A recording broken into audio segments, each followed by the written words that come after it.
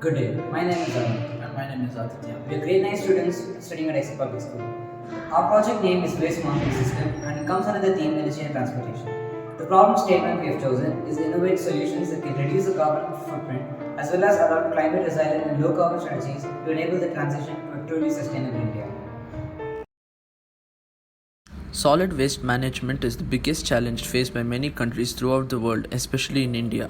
Around 62 million tons of waste is being generated every year, and under 80% of waste is being collected, but only 22% is processed. The waste which is generated in urban areas is approximately 11,000 to 8,700 tons per day.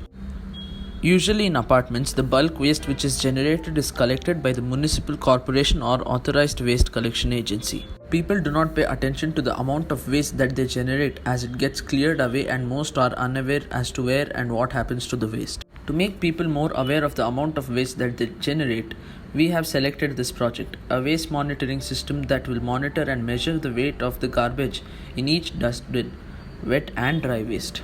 We designed a system that can be implemented to further encourage people to reduce waste and segregate their waste properly. Credits received per building can be used for the common total water or electricity bill. If the amount of waste generated in each building is monitored and people are rewarded for generating less waste, we hope that it will lead to an overall change in attitude. This system nudges residents to produce less waste as it helps in reducing their water or electricity bills. Functionalities and salient features. The prototype. The current prototype has two different chutes for wet and dry waste. Each of them lead to a bin which is placed on top of a load sensor. Each of the load sensors have been calibrated using the Python program to measure the weight of the waste in grams. The weight doesn't include the weight of the chute or the bin after calibration. The values received from the load sensors are then displayed on an LCD screen. The system also gets weight data for several weeks using the GSM module and maintains a reward-based system for that particular building.